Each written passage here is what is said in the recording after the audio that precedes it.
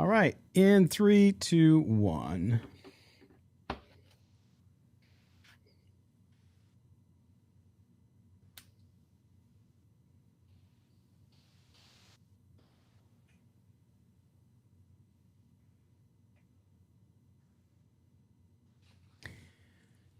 Good evening, Raider Nation. Welcome to Silver and Black today, the post-game edition on this Sunday, Monday, whenever you're listening to us here, an Odyssey original podcast. For our live audience joining us post-game on Twitch, YouTube, Facebook, Twitter, wherever you may be, thanks for being with us. The Raiders, 38-20 winners over the Houston Texans. Yes, the Raiders back in the win column finally, at 2-4 in what was a game of two halves, and the Raiders come back in the second half and really turn it on thanks to the legs again of Josh Jacobs. And to talk about this with all of you, myself, Scott Gulbransen, also our voice of the fan, Murf from Raiders Fan Radio, and Evan Groat from Just Pod Baby.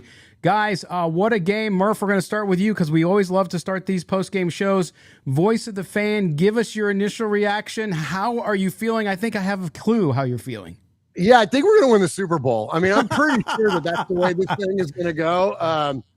No, all joking aside, you know, this was an interesting watch. I mean, I was pretty down in the dumps during the first half of this game, as I know a lot of Raider Nation was. We were just like thinking like, oh my gosh, like, is it really taking me 49 years of life to figure out that the best part about being a Raider fan is the offseason? I'm like, this is what we're going to do. We're going to turn in a dumper to the worst roster in all of football. But then all of a sudden they did turn it around, and the end result was the Raiders got an 18-point victory, which is what we all expected to happen anyway. So I know we'll get into all the details of everything, but overall, it was definitely a tale of two halves. It felt kind of funky early on, but I'm glad that, hey, the final result was the final result, and hopefully this will build some momentum for us. Absolutely. And Evan Groat will bring you in now. I was started the first half. I even tweeted, I said, hey, this seems like you had a bye week. The Raiders come out 1-4. They are playing like a 1-4 team. They go to halftime. Adjustments obviously occur. Things change. And this Raiders team really found its legs in that second half, both offensively and defensively. What did you see? Yeah, I saw a lot of what Murf had to say. It was a tale of two halves. Raiders still being plagued by just not being able to play consistent for a whole entire game. But they did show some signs of life there in the second half. I guess I'm happy with the win. Anytime you're 1-4, you have to be satisfied with a win. But let's be honest, this was a 2017 game. They were down 2017 at the end of the third quarter. So yes, you're happy to walk away with a win because they desperately need one. But again, I'm kind of looking at the process that they went about to get this win. It wasn't always pretty, but as Murph said, the end result was there. So Raider fans, they have to be happy.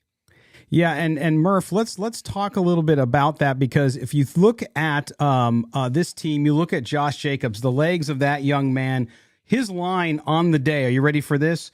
20 carries. I always want him to get 30, so he had 10 less than I would expect him. 20 carries, 143 yards, 3 touchdowns, and a long run of 15 yards.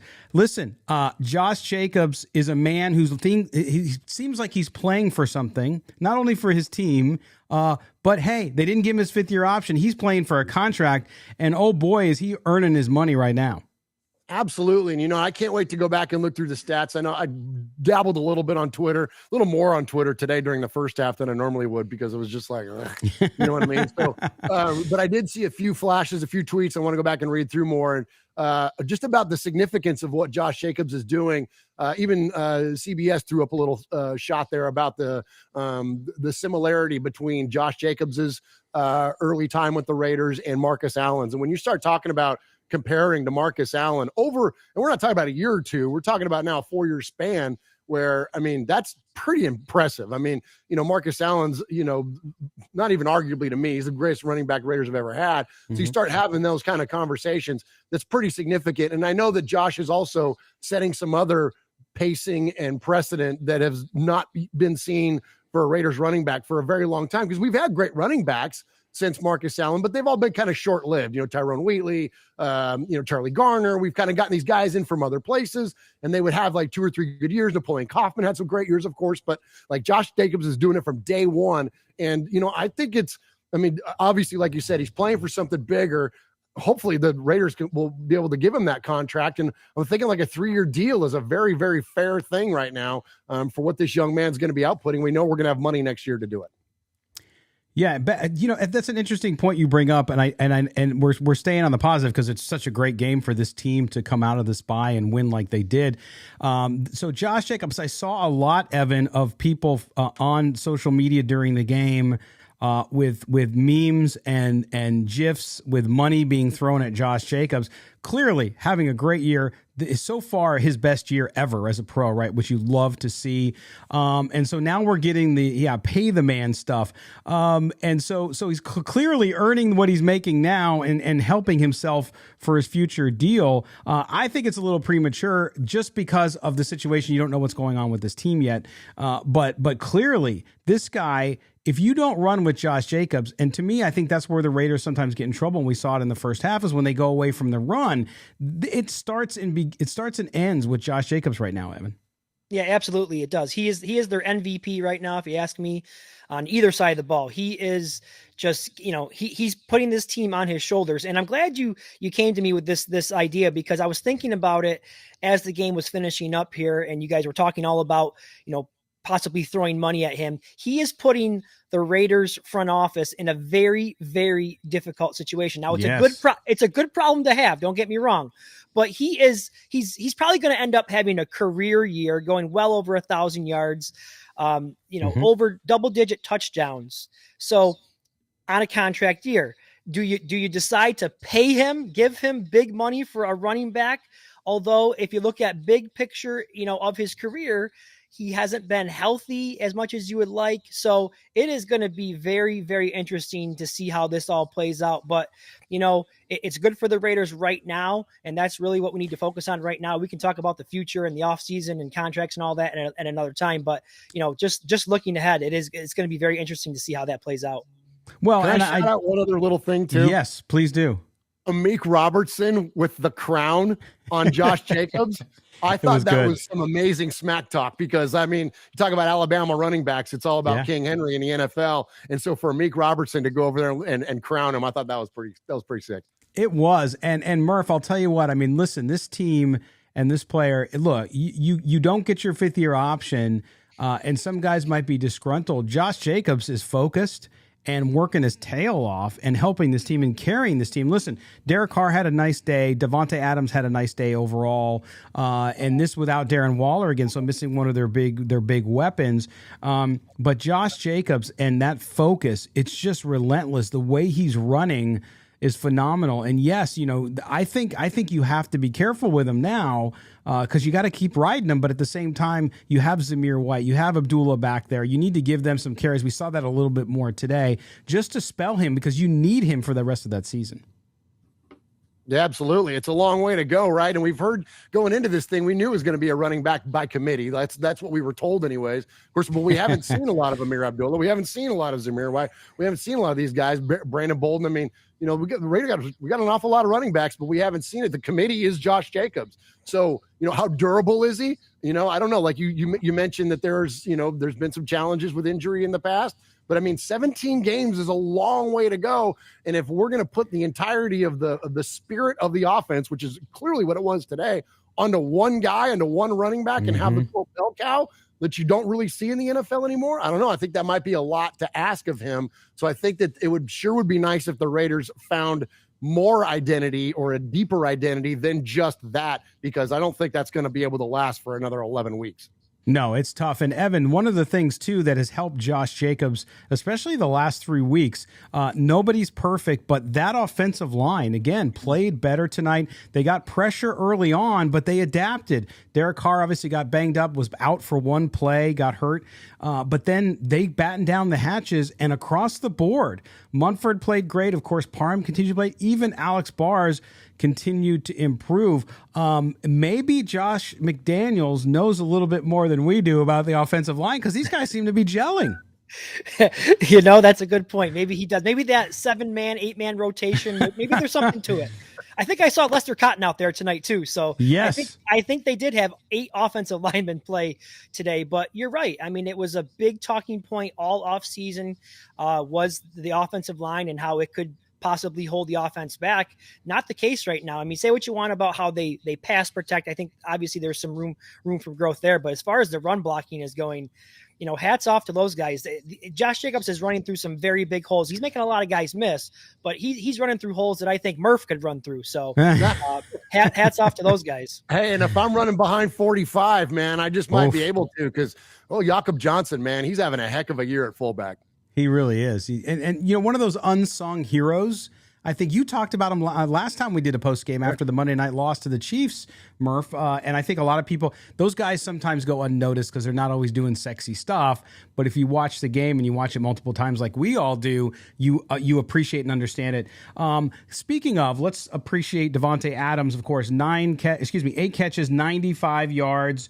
Hunter Renfrow back, 3 catches, 55 yards. Mac Hollins, of course, with a nice touchdown to start the game off, 2 catches for 44 yards. And Foster Moreau was targeted 5 times, 3 catches, and 28 yards. Overall, that offense, it seems stuck in neutral in the first half, Murf. Then the second half, they came alive. I'm still angry at Josh McDaniels for the trick plays when they're on drives where they're moving the ball, but we'll save that for Tuesday's show because we're staying on the win here. But, man, I'll tell you what, Derek Carr lit up, the receivers lit up, the offensive line got better, and, of course, Josh Jacobs. This offense, you saw tonight, 38 points. This is what we all expected out of this offense, what we saw in the second half. Yeah, and I mean, running the ball early certainly got it going because it automatically kicked off the play action. We hadn't seen the Raiders do a ton of play action this year. And it's funny because I've talked about this a lot on the show about how, like, we can change so many things about the Raiders over, like, periods of years, and some things are just stay the same. And the Raiders have historically not been a big play action team. I don't know why. Right. Like, I don't know what the difference is between the Raiders and 31 other football teams that find, rhythms to their offense by engaging in play action, especially when you have a good running game. So anyways, but to see that come out early tonight, I thought that was very encouraging. And I know that Josh is catching some heat on some of the play calling. And I definitely, to me, more of the heat should be placed on him and the idea that it took them so long to get going. I applaud the adjustments and what he was, because that's the theme of this team, right? Is that, we're such good adjusters, or the coaching staff anyways. We can all adjust. Okay, well, how come we didn't adjust in the bye week? Like, we're going up against a weak football team. Why did we come out so flat in that this is a boring football game in the first half. It was not a good watch. And so why does it take, though, into the second half for the creativity to come out? Now, you can argue, did he get a little too cute on some things? I don't know. Some of it was kind of fun, and football's supposed to be fun. So, and it worked. And I thought, and the one that the little pass back from Jacobs where he had Davante running a corner high and then he had Hollins running underneath, and all Derek had to do was run or read which one when the safety was going to cover and then throw it to the other guy. So, I thought that was kind of clever. So I didn't think that was too bad, but you just want to see that stuff kind of kick in a little bit earlier. And especially after a bye week, it's like, my gosh, another thing that the Raiders have post-bye week blues. Like, geez, you can't shake this stuff. You want them to come out and put the gas on right away, right? That's what I was expecting. And when they looked much like they did the previous 5 games, that's when I got concerned. But Evan, this offense in the second half just seemed to get into high gear. The play calling changed a little bit, so there was your adjustments. But what did you see the biggest difference with quarterback, with offensive line, with what they were running specifically in this game against the Texans? Yeah, I think what we're seeing now is, and I've talked about it a lot with you guys here on the show and on my podcast, is I think we're starting to see the identity now, right? The identity is riding Josh Jacobs. And so, when they needed something to happen, they went to Josh Jacobs, and that's a good thing. Now, there was a period of time where they kind of went away from Josh Jacobs, Davante Adams. Adams was involved early in the game, often in the game, and then I think he didn't catch a pass all the way through the second quarter and even into the third quarter. And then he got back involved again in that scoring drive where he had like 3 catches for 38 yards. So, I still don't like to see those periods where he goes missing, but we are starting to see the identity now with Josh Jacobs. But to me, it should be, if it's not Josh Jacobs touching the ball, it better be Davante Adams. So it's clearly they are the two stars in this offense, and that's where it's got to be. Yeah, and that's where, I mean, listen, having Darren Waller on the field is such a big deal for this team, because even if you're not utilizing him and you're not going to him, he occupies other defenders. That's why he's so important to the team. Whether or not he performs like we all want him to or not, doesn't matter. That's a big piece of it. But we saw tonight, Murf, this team really being able to spread the ball around again. Derek Carr did a great job of finding the receiver he needed to when he wasn't handing the ball off to Josh Jacobs. And that's why you see Renfro, you see Hollins, you see Moreau, you see Abdullah even with a catch, and of course Adams. This is, I think, what this team, we talked about it last week. This team needed a confidence builder. So they got into a situation where they were not doing as well as we thought they could, and then they blow it open in the second half. This is the type of game that you really use to turn things around, isn't it?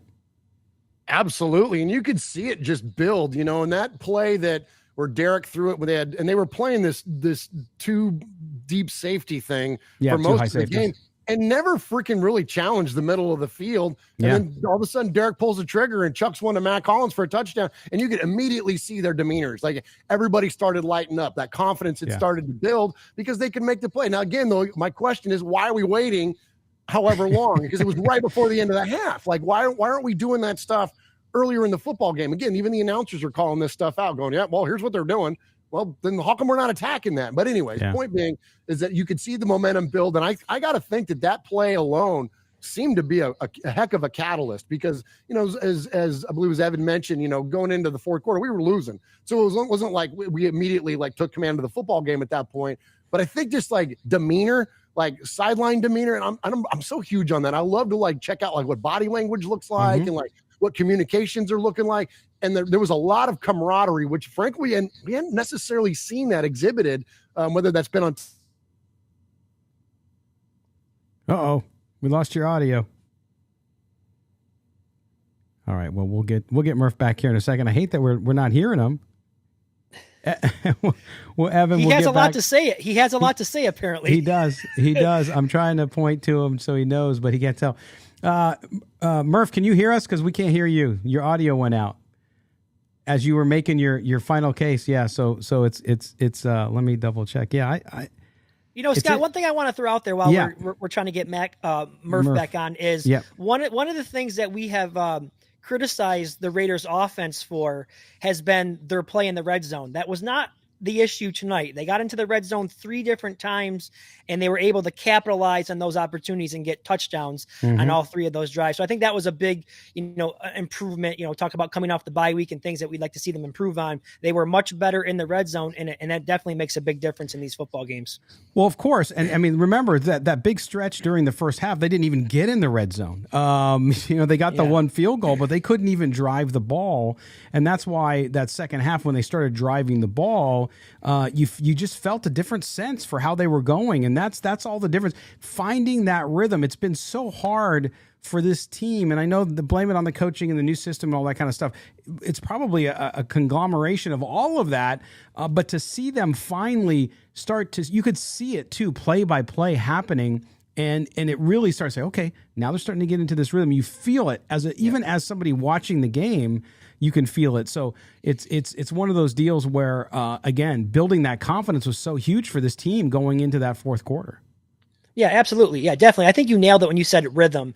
They just seem to, whatever, I don't know what, I haven't watched it a second time. I will have to see exactly the type of adjustments that were made, but everyone just got more comfortable, got into more of a routine. And I think they were dominating that line of scrimmage a lot more than they were in the first half. And as you saw, Josh Jacobs was able to break free and take some nice runs out there. So definitely a comfort level was better in the second half for sure. Yeah, and we're working on getting Murf back here in a second with his audio. Sorry about that, everybody. And he was right in the middle of a great point, so we'll have to find out what he was saying. But again, the Raiders 38-20 winners over the Titans. Some team stats I want to go over with you, Evan, real quick. First downs 25-21. The Raiders 400 net yards of offense for the Raiders in this one. 5 penalties, 44 yards. So not great. Some of those were early on. But certainly in key times, they did not commit penalties. No turnovers. So that was a huge one as well. And they win the time of possession battle barely, just by about 50 seconds. So this one was close for a while, but you like to see how they pulled away there. Murf, you back with us? Yeah, sorry about that. I'm not sure. There he is. That's all right. No worries. Scott Gulbransen, Murf from Raiders Fan Radio, and Evan from Just Pod Baby are with you. And if I could get everybody else on here, I will do so. There we go. But Murf, you were making the point, and then, of course, the audio goes out. So I don't know if that was like some Chiefs fan out there is tired of hearing from you, and he pulled the plug. But we were talking just about, Murf, while you were out. We were talking about the rhythm of this team and that offense, and how you could see it as a fan or as an observer of the game, like we're covering the game. You could see play by play by play. It started to string together, and almost in the players' faces too, you saw it connect. Yeah, and I'm not sure where I dipped out at audio wise, but yeah, that the body language that we've seen on the Raiders sidelines and in the game hasn't been the best throughout the course of this season so far, but we really saw that start to change today, and it's so great to see, because that's what you want to see. You want to see the guys having fun. You want to see them into it and taking it seriously, but only to a certain extent. It's still a game. You still got to have fun with it, and you still got to there's got to be a certain amount of was the word levity? Is that the right word? Levity. There you go. Got to be a little bit of levity there. Absolutely. No, it was good. It was good to see this team, especially towards that end of the game when they really had Duron Harmon, right? Hey, when was the last time you saw the Raiders, Evan, close out a game with a defensive play like that? I mean, Murf and I talked before we went on the air about it a little bit, because it was nice to see that too. That defense needed that as well, and they come through big at the end. Yeah, I think they put the stat up there on the TV. Was that the first time they've had a pick six in 3 seasons? I'm pretty sure. 3 seasons, yeah. So now they've had 2 defensive touchdowns this season. So, they got to have a lot more of those. Those are impact, game-changing plays that I talk about all the time. And the Raiders obviously have not had enough of them this year or in past years as well. So that is definitely something you'd like to see start happening more and more. You'd like to see more pressure on the quarterback, strip, sack, fumbles. Those are the types of plays that can really turn a game around, turn a season around. And you saw it from Harmon today with that pick 6 to kind of close that game out today. All right, Murf, so everybody gets to go back to work tomorrow feeling good. We can have nice things on Twitter. There won't be knife attacks and all kinds of stuff. People yelling at each other and tearing eyes out and gnashing of teeth. It's going to be a good Monday for Raider Nation as we see the Raiders move to 2-4. The Saints next week. But finally, Raider Nation, that was down in the dumps, especially after that Chiefs loss, and then you got a week off, so you got to live with it even longer. Finally, Raider Nation can celebrate tomorrow. Yeah, it's going to be nice. I mean, we're still going to fight about Derek Carr on Twitter, because that's going to happen no matter what. Yeah. Because, somebody's going to say, like, well, how come we wait until he gets a free play? Or how come on a free play he throws the ball out of bounds? I don't know, but they won. So, let's just calm down. But it will be nice. It's funny because, this being this Raider fan thing, this Raider life, as you guys know, man, it's not always the easiest. But as I always say, let's just enjoy it for what it is in the moment. Let's root for the Raiders that are, not the Raiders that aren't. You know what I mean? Don't let the teams play on the field impact your ability to enjoy yourself on a Sunday. And don't get me wrong, I was sad sacking on a couch for the first half of this game. But at the end of the day, though, Raider Nation is family, and we've got something to celebrate. Even though I know it's the Texans. I know we didn't just beat the Chiefs. I get the context of it all, but we still won a freaking football game, and so let's enjoy it for what it is. Absolutely. And that's why we have you on here, Murf. And you have to follow Murf at Raiders Fan Radio on YouTube. Great show. Make sure you watch it. Make sure you subscribe. Hit their notifications bell as well. And as always, Murf, we have to talk about the important work you do outside the content making. And that, of course, is the One Nation Foundation. Tell everybody about that and what they can do to help.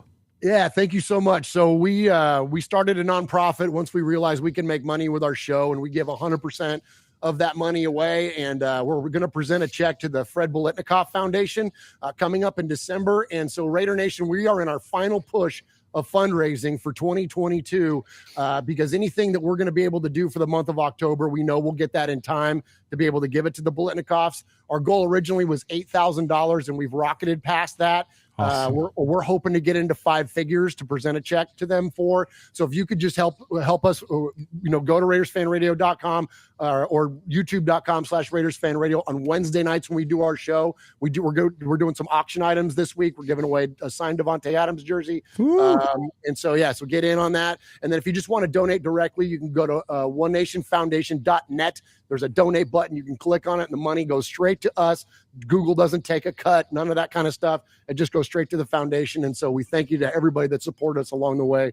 Both you guys and Scott, I can't tell you how much help you all have been in our fundraising efforts this year. And we attest a lot of the exposure we get here to the amount of money we've been able to raise. So thank you very, very much to all of you that have supported us with this run this year. And we're looking forward to seeing the Biletnikoffs and passing it all on. We're just the vessel, man. It's Raider Nation. All the listeners are the ones we make sure that we note that when we pass those funds on. So thank you very, very much.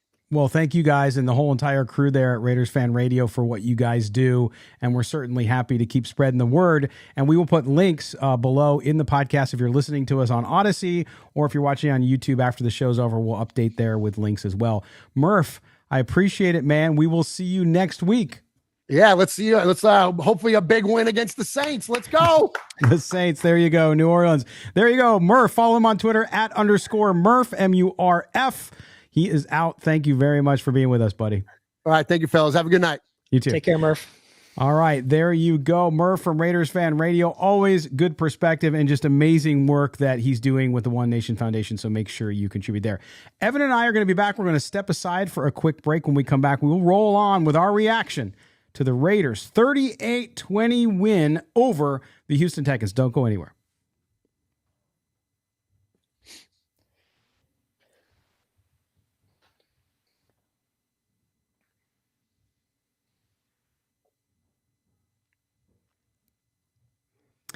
All right, welcome back. Silver and Black today, an Odyssey original podcast. Thank you guys for joining us here on the Postgame Show. For those joining us live on our video stream, YouTube, Twitch, Facebook, and Twitter, thanks for being with us and for participating in the chat. I see it going nuts over there, so thanks for that. If you're listening to us on the audio, hey, it's great that you found the podcast. If you haven't already subscribed, make sure you do it. You can subscribe wherever you get your podcasts, and we appreciate that as well. Just set up the auto download. That's all you got to do. While we're at it, make sure you also subscribe to this podcast that we call Just Pod Baby. My partner on the show tonight, Mr. Evan Groat, who you can follow on Twitter @egroat5. You can also follow his podcast on Twitter @JustPodBaby, and make sure you can get his podcast everywhere you can get ours. You can get his. So just double dip.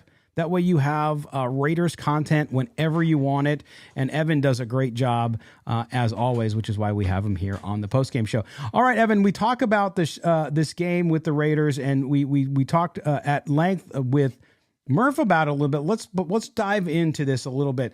I was really concerned to start out just because I thought the offense just looked as terrible as it has at different points throughout the season. Out of sync. Derek Carr didn't look as confident as he can look. He looked a little bit shaky. Then he got hurt, and then he came back, and he seemed to be nervous in the pocket. The pocket was collapsing more early on. The Texans, by the way, as bad as the Texans could be, their defense is pretty stout. They have a good defensive backfield, as you know, and the defensive front does put pressure and did in that first half. Did you have that same feeling, and what did you see change in the second half? Well, I'm trying to keep it as positive as I can, but I felt the same way you did in the first half, the same way Murf felt in the second half. And I was really hoping to see them come out tonight and put forth a really good full game, four quarter effort. That's not what we saw. It was the Texans, so I don't want to make too much of it, but because it was a win and you have to be happy with a win at this point. You're looking for small signs as a fan, of progress, but again, I kind of look at the process that it took them to get to the win, and through 3 quarters, they were losing this game. Now, we've heard a lot. Josh McDaniels talked a lot about this team needs to learn how to finish. They were able to do that tonight, which is a good thing.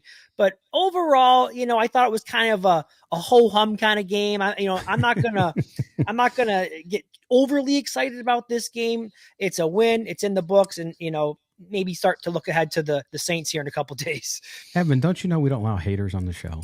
I mean, no, I'm just kidding. No, but you bring up some good points. And overall, listen, you have to start, the first step to running is that first step of walking, right? So you have to walk before you run. And so I think the Raiders, first game that they win in quite a while, and they grind it out, right? They grind it out, and then they came alive in that fourth quarter, which was huge. But some of their numbers you're talking about, still on third down, 4 of 9, 44%, better than they have been. So there's improvement there. Of course, you want that to be a little higher, but they were 1 of 1 on fourth down. They were 3 of 3 in the red zone.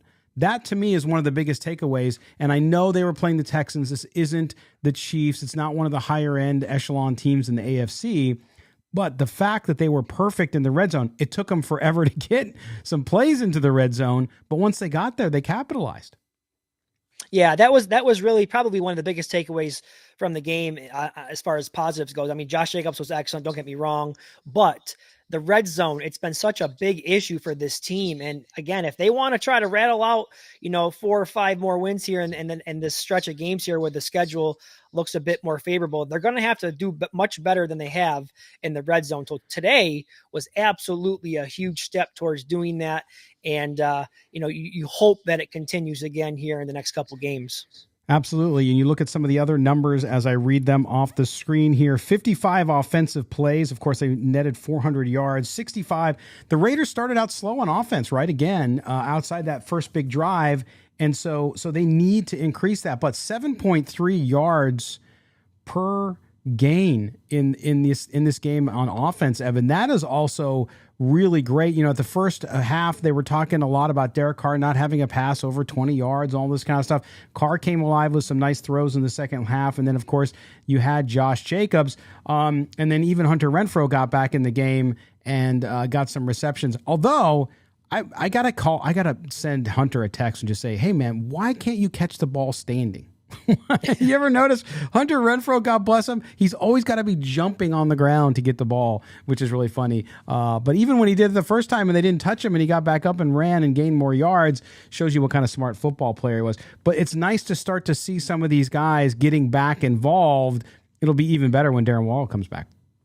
Absolutely. And another guy who continues to play really well this season, and really he's the second best wide receiver on this team right now, Mac Hollins. Yes, I know he only had 2 catches, but obviously he had the touchdown. He's been very good for them, especially with Waller missing time, Renfrow missing time. He has been exactly what this offense is needed. And as you said, it would be nice to get them finally everyone back operating at full strength. Hopefully that happens soon. We'll have to wait and see on Waller for this coming week here, but Mac Hollins, excellent job so far. He did. And you look at Mac Hollins, and then you look again, I keep talking about the offensive line and what they've been able to do despite the fact that they're rotating through, but maybe they're getting that confidence, maybe playing. Again, the Texans are not a Super Bowl team, but their defense isn't terrible. So going against that, and again, it's the confidence that you build going into the next game. And then you got the Saints coming up, which we'll talk about more about later on, but you have the Saints coming up, not exactly a great team either. So the Raiders, as Mo and I talked about last week, have an opportunity to start to put things together. Now, on the defensive side of the ball, I still have lots of concerns there, Evan, because even though this defense came up big at times, we still saw trouble rushing the quarterback, especially up the middle. Bilal Nichols got beat a couple times, I thought was pretty bad. They got run over pretty bad at the linebacker spot. Blake Martinez, especially in the first half, showed up pretty big. I was glad to see him make some plays. On the backside, Anthony Averett's return was a huge disappointment. Trayvon Moehrig continues to struggle, second game in a row where he just continues to get beat, and that's concerning to me as well. Yeah, I think the big negative takeaway defensively has to be the play of Trayvon Moehrig. Had a really rough game. was part of the reason why that touchdown was allowed there. Gave up a couple other plays as well. So, when you look at his first season, didn't really make a lot of impact plays, and that's what he was really good at doing in college. That did not translate to the pros, at least not yet. And this season, off to a bit of a shaky start. And one of the things that I want to mention about the defense, and I don't want to be critical of this guy because he's been excellent, but this was the first game that Max Crosby has been kind of neutralized here. I mean, every other game he's had tackles for losses and several pressures. I thought today he had a bit of a quiet game, but I'll give him, I'll cut him some slack. He's probably not getting a lot of sleep lately. So, maybe he's a little tired. Maybe he didn't have the energy that he's used to having now with that newborn at home. So we'll cut him some slack. You and I know that pain oh so well. Pain and glory at the same time. It's all together. So we understand that. The back end too. Remember, Nate Hobbs not there. I continue to be impressed with the development. I'm not saying he's ever going to be an All-Pro, but Amik Robertson still continues to play solid football. And especially with all those injuries, he's really stepped up and been a really good, solid player for this team. And Rocky Sin has struggled again tonight too. So I think the Raiders have a lot of question marks on defense. And they were playing the Texans on offense. The Texans are a ball control, grinded out kind of team. They're not the kind of team that's explosive. It's not like the Chiefs where they're going to go down the field a ton and really challenge you. They run the ball and do it very well when they can. And we saw that in the first half, right? And so this Raiders team, this Raiders defense came up big at the end with Duron Harmon's pick 6 there at the end of the game. But they're going to have to figure it out because as they get past this stretch, they got the Saints next week, a little more dynamic, obviously, on offense than are the Texans. But are you still concerned with that defense as much as I am all the way around? I just don't think – look, there's good pieces there. You saw Chandler Jones play a better game today, get his first half sack of the season. But I don't think they just have the talent level yet that they're going to need on defense to make this a true contending team. Oh yeah, absolutely. I mean, you have to be concerned with the defense. I know they played a little better in the second half, but just like you said, they lack talent. I mean, they just lack talent. And when you have an injury to a guy like Nate Hobbs, who was probably your second best player on the defense, that's not going to help things at all. But I also want to give a shout out to Mo's boy, Cleveland Farrell. I heard yes, Mo was talking him up this week. I listened to your show this week, and I listen to it every week, but I heard Mo talking him up when they were talking about his name coming up in trade rumors. He thought that he has played well in the snaps that he was given, finally showing up and getting himself a half sack today along with Chandler Jones. So I think you got to be fair there and mention his name. Yeah, and absolutely played really well and continues to kind of carve out a role for him. No, not as the number 4 pick. You got to let all that go. It's not his fault he was picked where he is, but he's starting to really gain confidence. And more importantly, he's improving at that position and really being disruptive. We saw it against the Chiefs too. He had a really good game against the Chiefs there as well. So it's good to see him there. Whatever they can get out of their first round pick, they need to do, and maybe they'll be able to even develop him into a nice player and bring him back. Of course, not at first round money, but certainly we'll see how that all goes. All right, so we're going to step aside, take one quick break, and then when we come back, we'll close out this post-game show. The Raiders winners, 38-20. You got to feel good out there, Raider Nation. You're with Evan Groat and Scott Gulbransen on the Silver and Black Today post-game podcast here on Odyssey Network, only where you can get it there. We're an original. You can't get it anywhere else. Thanks. Stay with us. We'll be right back.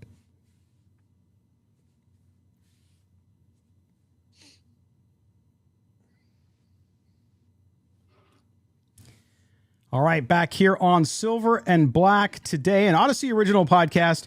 Evan Groat, he is the host of Just Pod Baby podcast. You also must subscribe. Yes, we ask a lot of you here, folks. You got to subscribe to 2 podcasts. You got to subscribe to Evan's, Just Pod Baby, wherever you get your podcast. You can also subscribe to ours if you don't already do it. You would assume you do because you're listening, but you never know. It might be your first time. And if it is your first time, we promise we'll be gentle. Just hit download, hit subscribe, put on auto download on both of our podcasts, and you'll be fine. You'll get it good. If you're joining us on YouTube, Twitch, Facebook, or Twitter, thanks for watching. We appreciate it. The chat is always good, except for the bots, which we always have to deal with as well. But we certainly appreciate you guys being here as well. We are live after every game the Raiders play, no matter what day of the week it is. And then, of course, you can catch our podcast on Tuesdays, Wednesdays, and Thursdays, Wednesdays being our mailbag show. All right, Evan, we look at this game and what it means for the future. We talked a lot about it and the fact that this team needed confidence. It needed to find some rhythm. It needed to find some identity. It seemed to have done that on offense. Defense is still searching, and there's great moments and there's really bad moments. But overall, looking at this win, what does it mean for this team's future versus had it lost this game at home to Houston? Oh, boy. Had they lost, oh, boy. You could probably start looking at those mock drafts had they lost this game. But now I think you can put that off for at least a couple weeks. And, listen, it's been talked about a lot. Everyone has looked at the schedule. They see the next 6 games or next 5 games now, and they say, the Raiders should be able to rattle off 4 or 5 wins. And if they can do so, then they should be able to play themselves back into the conversation at least. Now, one thing I want to point out, I talked about this on the podcast this week. Of those 6 games that are coming up for the Raiders, 4 of those games are on the road. So 4 of the next 5 games are on the road, including 2 East Coast trips starting this week in New Orleans. And then they go ahead to Jacksonville. Miami. Oh, Jacksonville. Jacksonville the following week. So that is something to keep in mind. It's never easy for the Raiders to travel east and play those early games. So again, just something to keep an eye on. But, getting this first win, it's a step in the right direction. Now they got to go out there and win a couple in a row here to continue to build that confidence. And one of the other things, I just was looking at some scores of some other games. I see the Chiefs are going to go ahead and win, but the Chargers did lose today. And I believe the Broncos also lost today. So that does help them within the division. And that's what you need if you want to stay, competitive here in the race. Right, and obviously beating Houston, an AFC team, helps that with the playoff picture. I know some of you don't think the Raiders have a chance to make the playoffs. I think they do if they can fare well over the next 6 games, as we talked about last week as well. So we'll see how that all happens and how it goes down. But Evan, I also think that this game too was important for Josh McDaniels. Listen, I don't think Josh McDaniels will be fired after this year, no matter what they finish at. I'm not a proponent of that. I would like to see them get better. I still think they're struggling with game planning. I think that you saw at the beginning of this game, I don't know what the game plan was after that first series with the nice touchdown pass to Mac Hollins, but it just seemed to be out of sync again. And then you and I were texting during the game. And again, we're staying positive because it's a win here, but we also need to look at what the Raiders need to do in order to keep this win streak going, which is now 1 game, so it's not really a streak. But if they want to win 2 in a row, I don't understand when you're on a roll and you're moving on offense and then you pull trick plays. I think Josh McDaniels, as Mo and I have talked about in the past, Evan, falls in love with himself a little too much in his thinking and tries to get cute. And it almost cost the Raiders a turnover, I think, on that one play. Yeah. You and I talked about it on text. They were moving the ball. They were mixing it up. Josh Jacobs was getting big gains here and there. They were mixing in some pass plays. That was the drive in the second half where Davante Adams was involved, 3 catches for 38 yards. And then all of a sudden you see this trick play come out of nowhere. It's just, don't try to be the smartest guy in the room. Just, do what's easy, do what's working. And the Texans were one of the worst rushing defenses in the NFL. There's no reason to go away from that. It was working, continue to do that. So sometimes you just got to do what's easy and what works. And that was today, it was running the football. Yeah, no question. And as they get set for this stretch of games, especially on the East Coast the next couple of weeks with New Orleans up next, the Josh Jacobs, riding the Josh Jacobs train to the end zone. Yes, it has to continue to be your game plan. He is why the Raiders even have 2 wins, let's face it. But at the same time, teams are going to start scheming for that. So the Raiders have to continue to be balanced on offense. Yes, you got to give Josh Jacobs the ball and establish the run, but you're going to have to use other backs so you can give other looks. You're going to have to get the ball out of Derek Carr's hands like he did tonight to Davante Adams, of course. But then If he's having trouble getting open, or if he's having issues where he's not involved in the offense, you have to get it to Hunter Renfrows, you have to get it to the Moreaus, you have to get it to the Wallers if he's back. This offense has to continue to strive for balance. So while we understand the need for the run and the amazing stretch of games that Josh Jacobs is having, Evan, they're going to still have to find the balance, because you're going to face a defense that will figure it out at some point, or at least in stretches, and you're going to have to continue to score during those periods. Absolutely. And you hope that all this success they're having running the football starts to open up things more for the passing game. Now, I know you look at Derek Carr's numbers. I think he threw for 240 yards today. So when you look at it, that's a decent game. But, we really haven't seen him have that huge signature game yet. He's really been more of a game manager this season, which is okay as long as they're winning games. But there's going to be a point in the season where he's going to have to step up, put the team on their shoulders when these defenses start to figure out, that the Raiders want to run the ball. There's going to be games where Josh Jacobs just isn't rushing for 140 yards. And hopefully, though, like I said, all this success on the ground opens things up for that passing game. And then this offense really becomes what we all thought it was going to be, where you can beat him with anybody. And that's the goal here. Yeah, and I think too that's the point where everybody puts the pressure. And of course, I'm not going to get into the age-old Derek Carr arguments tonight, because he did play well, but at the same time, he has changed. His role seems to have changed so far. Now, one game can change that. You come out and you ball out and you throw 6 touchdown passes and pass for 500 yards. We're having a different conversation. But it doesn't mean he has to do that to win. I think that's what happens when you have the kind of weapons and the running game the Raiders currently have, is you can win the game in multiple ways, meaning you might have to pass to win sometimes, establish the run to set up the pass, or you can just you can run like they did tonight with a Mack truck with Josh Jacobs and win it that way. So Derek Carr, I don't think, and I don't sense that people who really follow the Raiders closely and don't have a hate type of situation for Derek Carr, they understand that, and they don't care. As long as the team wins or puts itself in a position to win and Derek Carr is there to manage it, that's fine. Yeah, and I think that's a great point you made, because a couple of thoughts that I had going through my mind there when you're saying that. Number one, I and this is in defense of him, I think the expectations were not only so high for the offense, but for him, because he has all these weapons, because he has Davante Adams and Renfrow and Waller. I drafted him in fantasy football because I just thought he was going to have a really, really big year. Now, he isn't really producing those huge numbers that I thought he would. But you know what? As long as the team wins the game like they did tonight, you can't complain. You can't have it both ways. You can't complain that Carr isn't putting up big numbers and then they're at the same time they win the game, So as long as the team is winning, even the haters should stay quiet. Stay quiet, no, because they won't. He managed the game. Yeah, I know they won't, but he managed the game. He did what he had to do to help the offense, win the game. And that's really what it's all about. Yeah, no question. And I'll tell you what, I think that fans are feeling good tonight, as they should. You should enjoy every win your team has. Enjoy. Evan and I for baseball are crying in our beer tonight. But nonetheless, you look at what they've done and you should be happy with the performance. Yes, it can get better. It needs to get better if this team really is to build and overcome the odds and make the playoffs, which it can do. And I really believe it has an opportunity to do that. But at the same time, you also need to keep it in check a little bit. And talked about it in the first segment with Murf. The pay Josh Jacobs crowd, I get it. The guy's running unbelievable, but just, let's let the season finish out. And if he has, 2,500 yards, great.